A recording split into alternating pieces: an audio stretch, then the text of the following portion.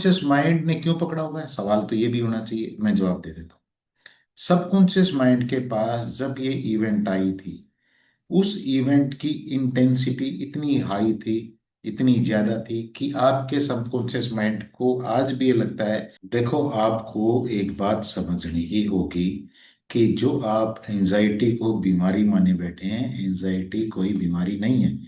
ये सिर्फ आपके ब्रेन का एक लर्न बिहेवियर है, जो कि ब्रेन ने गलती से किन्हीं चीजों को लर्न कर लिया है। एक छोटी सी स्लाइड मैं आपके साथ शेयर करता हूँ, शायद आपको इस स्लाइड से कुछ क्लियरिटी मिल सके। देखो, ये जो स्लाइड आप अभी देख पा रहे हैं स्क्रीन पे, इसको थोड़ा सा बड़ा कर लेते हैं, बस। ठीक है। तो ये जो स्लाइड आप अभी देख पा रहे हैं, मैंने इसमें लिखा भी है कि आपका ब्रेन एक पैटर्न को रिपीट कर रहा है, और आप इस रिपीटेड पैटर्न को बीमारी मानने की गलती कृपया ना करें, क्योंकि ये बीमारी नहीं है। जब तक बहुत सारे लोगों को जानकारी नहीं थी, तो वो बेचारे अनजाने में एंजाइटी को बीमारी मान के और इसके लिए मेडिसिन ले रहे थे। अब इस मेडिसिन वाली जो बात है, इसको आप यहाँ पे पकड़ के रखें कि मेडिसिन ले रहे थे। अब मैं तो आपको कुछ और स्पेशल शेयर करता हूँ।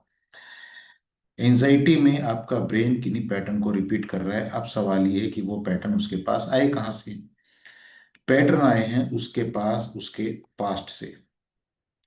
उसके पास पास्ट में कुछ एक ऐसी इवेंट हुई है, जिन इवेंट जो इवेंट तो खत्म हो चुकी है, लेकिन उन इवेंट के परसेप्शन, उस परसेप्शन में क्या आता है, कुछ एक विजुअल आते हैं, या वहां पे कुछ एक इमेजेस होंगी, या वहां पे फिर कुछ एक साउंड हो सकती है, या वहां पे कुछ एक फीलिंग हो सकती है, मोटा मोटा।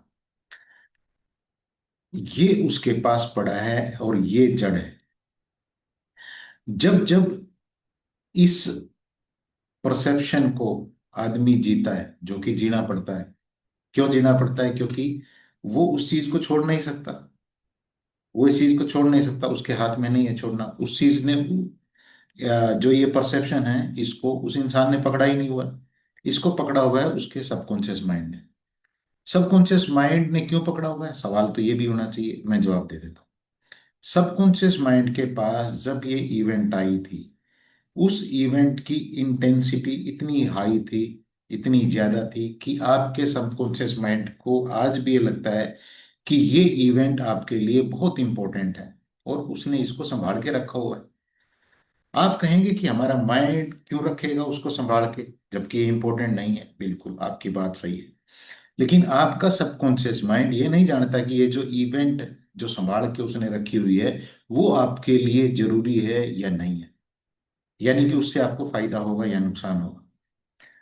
वो सिर्फ इस चीज को इस बात से देखता है, इस इवेंट को इस पैमाने के ऊपर तोलता है कि जब आपके पास ये इवेंट आई थी, तो इस इवेंट की इंटेंसिटी कितनी हाई थी, इसमें जो विजुअल थे वो कितने स्ट्रांग थे, इसकी इमेजेस कितनी स्ट्रांग थी, इसके अंदर जो साउंड थी वो कितनी स्ट्रांग थी, या इसके अंदर कोई फीलिंग थी, टच था, वो कितना स्ट्रांग था।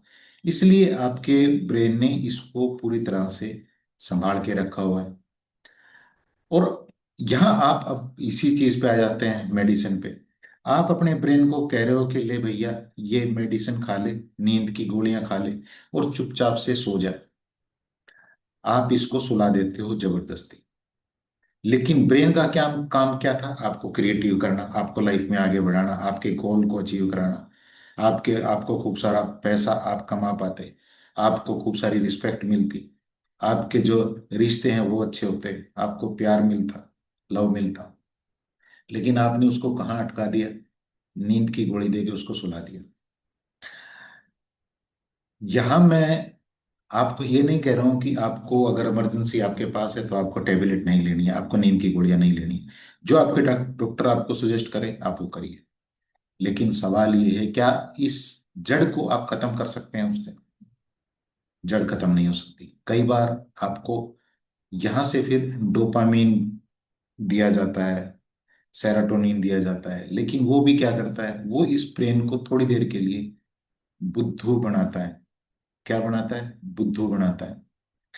एक तरह का साइनेस्थीसिया क्रिएट करता है।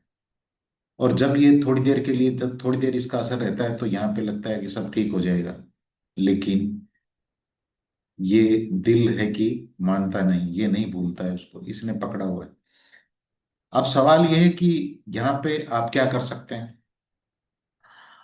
यहाँ पे आपको एक कोच चाहिए, जो आपके ये पैटर्न आपके पास पड़े हैं, जिनकी इंटेंसिटी बहुत हाई है, इनको बहुत ही, जो प्रोन टूल और टेक्निक है उनसे आपसे ले ले बहुत ही प्यार के साथ, और आपका ब्रेन दे भी दे। आपका ब्रेन बहुत सारी चीजों को छोड़ना नहीं चाहता है। आप ब्रेन को कई चीजें छोड़ने के लिए मजबूर नहीं कर सकते हो। जिस चीज को, कई बार आपके ब्रेन को लगता है कि ये चीज मेरे लिए इंपॉर्टेंट है, तो वो उसको छोड़ता नहीं है। लेकिन ये मुश्किल भी नहीं है। ये जैसे ही पैटर्न ब्रेकिंग होती है तो आप इस स्टेट ऑफ माइंड को एंजॉय कर सकते हैं, जो ये ब्लैक पूरी तरह से ब्लॉकेज है, इसको हटा सकते हैं और लाइफ में क्रिएटिव बन सकते हैं। एनएलपी पूरे का पूरा जो ये परसेप्शन है, इस जड़ के ऊपर जाती है, इस जड़ को हटाती है।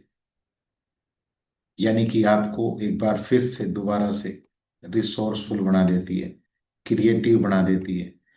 और आपके लिए फिर और आगे की चीज बताऊं, यही ब्रेन आपको आपकी लाइफ में जो आपके गोल हैं उनको फास्टली मैनिफेस्ट करने लगता है। आपको एक, जो भी चीजें आपको चाहिए, आपको उस एनर्जी के इक्विवेलेंट ला के खड़ा कर देता है। मेरे पीछे देख रहे हैं ना, एक आपको एक शो पीस सा लगा हुआ दिख रहा होगा, इसके ऊपर क्या लिखा है? Be the energy you want to attract. जो चीजें आपको चाहिए वो एनर्जी आपको बनना होता है। अगर आप बिना अपने पैटर्न को हटाए, आप वाइब्रेट तो यहाँ कर रहे हैं और आप जाना यहाँ चाहते हैं, क्या ये पॉसिबल है? टाइम और पैसा बर्बाद मत करिए, बात को समझिए और अपने ब्रेन को रीवायर करके अपनी लाइफ को रीडिजाइन कर सकते हैं, डिजाइन कर सकते हैं खूबसूरती। और इसमें मैं आपकी हेल्प कर सकता हूँ। अगर आपको लगता है कि आपको जरूरत है तो ये मेरा टीम का नंबर है, इसके ऊपर आप मैसेज कर सकते हैं।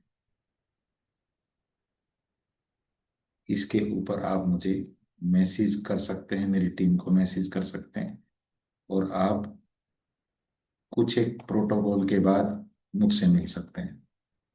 Thank you.